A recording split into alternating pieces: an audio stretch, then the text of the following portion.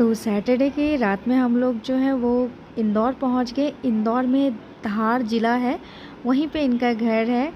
तो वहाँ पे मतलब इतना अच्छा मुझे धार ज़िला का मौसम लगा। तुरंत बारिश, तुरंत धूप और हवा में इतनी ठंडक थी, इतनी फ्रेशनेस थी कि मतलब बिल्कुल थकावट जो है 2-4 बार बाहर घूमने के बाद और वो हवा पानी लगाने के बाद बिल्कुल एकदम गायब सी हो गई। और एक साफ़ सुथरा, वहाँ तो वैसे भी इंदौर तो नंबर 1 सिटी में है साफ़ सुथरा के मामले में। साफ़ सुथरा भी बहुत ही ज़्यादा, मतलब बहुत क्लीन है, बहुत शांति थी और पॉल्यूशन के नाम पे तो ज़ीरो। इतना अच्छा लग रहा था, एकदम बहुत अच्छी फ्रेश फीलिंग आ रही थी। फिर हम लोगों ने डिसाइड किया कि जैसे सैटरडे नाइट में हम लोग पहुँचे थे धार ज़िला इंदौर में, तो हम लोगों ने संडे को सोचा जो घर के आस पड़ोस में है पहले वहाँ पे घूम लिया जाए। तो जैसा कि पता है कि इंदौर जो है मध्य प्रदेश मंदिरों का ही शहर है। तो मंदिर सब हम लोग जो फर्स्ट डे है 3 बजे के राउंड में हम लोग घूमने के लिए निकल गए, मौज मस्ती करते हुए। बहुत मज़ा आया। वैसे तो एमपी जो है कृषि में सबसे ज़्यादा यहाँ की उपजाऊ ज़मीन होती है, बट यहाँ पे मैंने सोयाबीन की खेती सबसे ज़्यादा देखी। दूर दूर तक देखो तो सोयाबीन ही सोयाबीन, और मतलब उसकी वजह से बहुत हरियाली। तो सबसे पहले जो है हम लोग वो गंगा महादेव गए, जो कि पत्थरों के बीच में था, मतलब पत्थरों के नीचे। और ये देखिए बिल्कुल नेचुरल व्यू है, झरना मतलब गिर रहा है पहाड़ों के बीच में से, बहुत ही नेचुरल और बहुत ही सुंदर सा लग रहा था। तो फिर आगे चल करके गंगा महादेव जी के दर्शन भी हैं। यही वो मंदिर है, देखिए पत्थर के नीचे, पहाड़ के नीचे है ये पूरा। पहाड़ कट करके बाहर से मतलब वो तो व्यू कुछ और ही लग रहा था, फिर भी मैं दिखा रही हूँ। तो देखिए कैसे ये ऊपर सारा पहाड़ है और नीचे मंदिर है, झरना है, सब लोग यहाँ पे पूजा पाठ करते हैं। आगे मैं भी दर्शन करा देती हूँ। तो यहाँ पे सब लोग जो है पूजा करते हैं, आप लोग भी दर्शन कर लीजिए। गंगा महादेव है ये। और बहुत सारे शिवलिंग पे तो पानी बिल्कुल पत्थर में से रिस रहा था, और शिवलिंग पे डायरेक्ट वो पत्थर से पानी निकल के जा रहा था, जो कि व्यू देखने में बहुत ही सुंदर लग रहा था। और फिर कुछ फ़ोटोग्राफ और पानी के साथ मस्ती।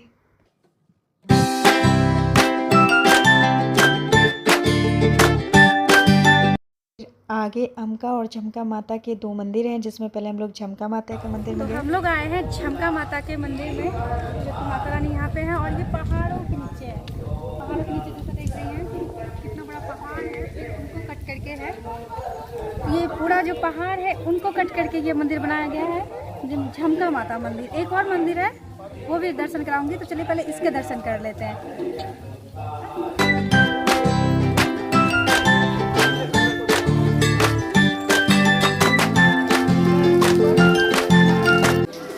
पानी के बूंदों की आवाज़ सुनिए, ये पहाड़ पर से गिरती है और डायरेक्ट शिवलिंग पे गिरती है। मतलब दिन रात इस पर पानी चढ़ते रहता है, जल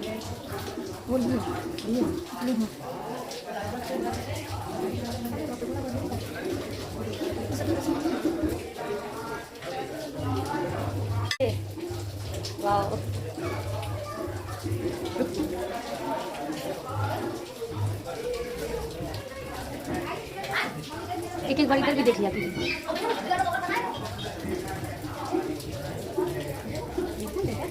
उधर कुंड है, उधर मत जाइए। एक बार इधर कुंड का भी ले लेते हैं। तो इस तरीके से पानी की बूंदों की मतलब जो आवाज़ थी, मैंने उसको एडिट नहीं की, बहुत अच्छी लग रही थी। और ये डायरेक्ट ही महादेव भोले बाबा के एकदम सिर पे पड़ रही थी। देखिए कितने सारे शिवलिंग हैं, बहुत सारे शिवलिंग के दर्शन किए। पटना में तो बिल्कुल भी मौका नहीं मिल पाया था इस सावन में दर्शन करने के, क्योंकि पूजा करने के भी, क्योंकि वहाँ तो लॉकडाउन थी और मंदिर वगैरह बंद थी। बट यहाँ पे जो है सारे पूरे हो गए और बहुत अच्छा लग रहा है।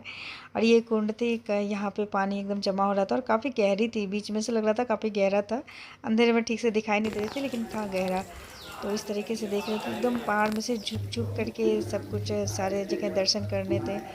और मुझे तो लगता है मैं इतनी छोटी थी तो मुझे झुकना पड़ रहा था, मेरी हाइट जैसे कम है तो मुझे इतना झुकना पड़ रहा है। और जिनकी हाइट ज़्यादा, ये देखिए झमका माता का मंदिर, ये झमका माता के दर्शन भी कर लीजिए। जय माता दी। तो ये झमका माता का मंदिर है, ये भी पहाड़ के नीचे ही है। झमका माता मंदिर।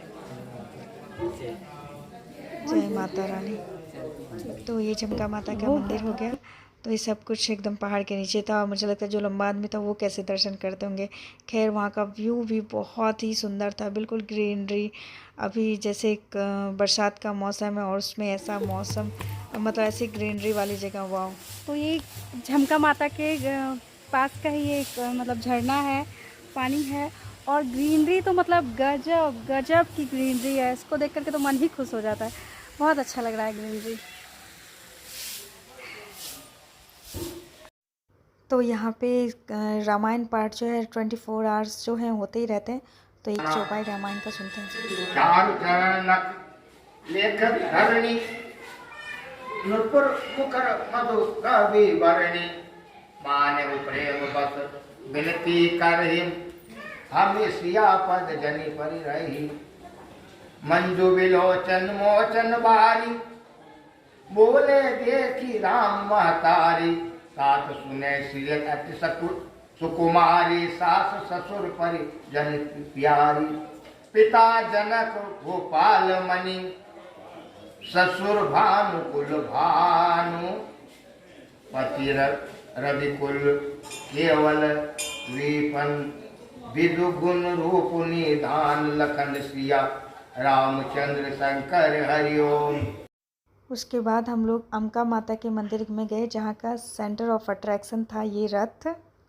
ये रुक्मणी हरण स्थल है, जहाँ पर कि ये जो देख रहे हैं रथ का जगह बना हुआ है। इसका मतलब है जब कृष्ण भगवान रुक्मणी जी को हरण करके ले जा रहे थे तो बस इसी डायरेक्शन में गए थे और इसी रथ को लेकर के ऊपर गए थे, जो कि ऐसे करके जा रहे हैं।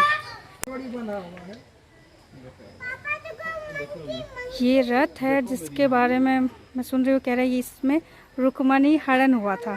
कृष्ण भगवान जी रुक्मणी हरण किए थे। और ये मंदिर, ये अम्का माता के मंदिर में एक रथ बना हुआ था जो कि सेंटर ऑफ अट्रैक्शन था। इसमें माना जाता है कि जो कृष्ण भगवान जी रुक्मणी हरण करके लेके जा रहे थे तो इसी डायरेक्शन में गए थे रथ को लेकर के। तो वहाँ पर ये बनाया गया था। ये रथ एक्चुअली में था नहीं, इसको बनाया गया था सीमेंट वगैरह से। तो बस वहाँ पे सब लोग फ़ोटो वगैरह क्लिक करा रहे थे। बहुत अच्छा लगा।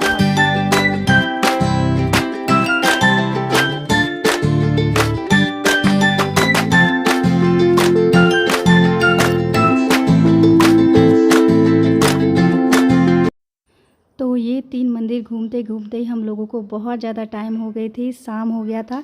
फिर शाम में हम लोग एक और मंदिर गए, गढ़ कालिका माता मंदिर। बहुत भव्य आरती हम लोगों ने वहाँ पे देखी, बहुत मन खुश हो गया। और वहाँ पे 135 सीढ़ी ऊपर चढ़ के चढ़ाई करके मतलब माता रानी के दर्शन होने थे। मैं आप लोगों को दर्शन नहीं करा सकती क्योंकि वहाँ पे फ़ोटोग्राफी लेना बिल्कुल मना था। तो बस सीढ़ी वगैरह देख लीजिए, बाहर से मंदिर ऐसा दिखता है। फिर रात में हम लोग खाना पीना वहीं खा करके और फिर घर आ गए। शाम में बहुत ज़्यादा थके मारे थे। तो बस आज का वीडियो भी जो है मैं यहीं एंड करती हूँ। आशा करती हूँ आप लोग को अच्छा लगेगा तो लाइक शेयर एंड सब्सक्राइब करना बिल्कुल मत भूलिएगा। Thank you. जय माता दी।